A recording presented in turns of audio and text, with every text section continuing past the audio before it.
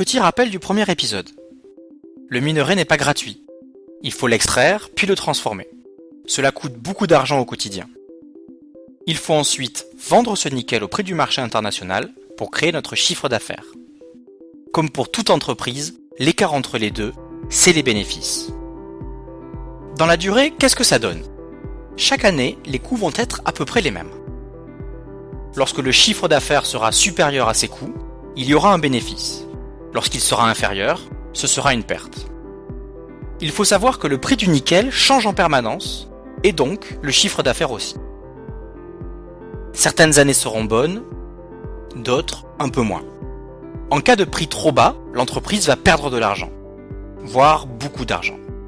Le cours du nickel est cyclique, il va y avoir des hauts et des bas, les gains se font en moyenne et sur la durée. Reprenons depuis le début. Pour en arriver là, il aura fallu tout construire 10 ans plus tôt. Les mines, avec la recherche, les études environnementales, les autorisations, les engins, les installations et l'ouverture du chantier.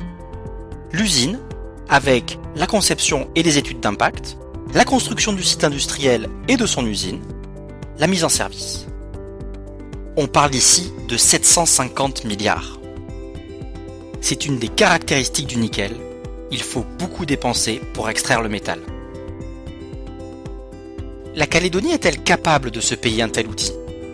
Faisons le calcul.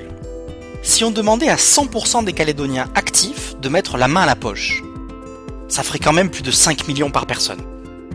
Et pour compenser les pertes et assurer les dépenses des mauvaises années, il faudrait presque doubler les impôts.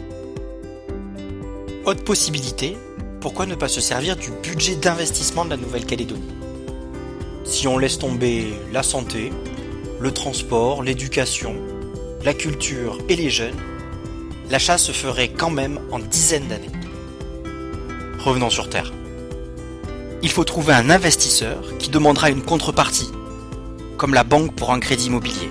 Sauf que celui-ci doit être expert en métallurgie et prendre des risques, beaucoup de risques. Et comment va se passer le remboursement ?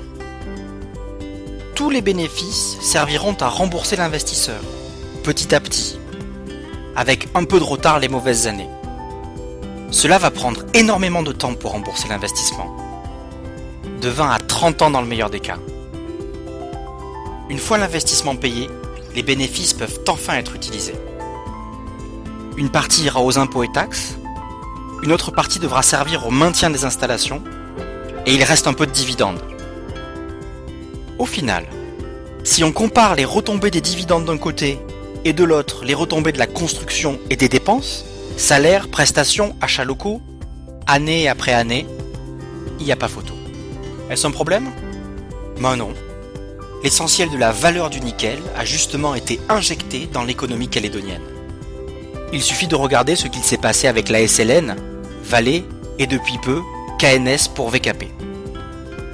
C'est grâce aux investissements locaux pour notre nickel, puis toute l'activité, les emplois dans nos mines et usines, tous les services pour nourrir, loger et administrer le personnel et les sous-traitants, les écoles, l'administration, que nous avons pu aussi bien nous développer.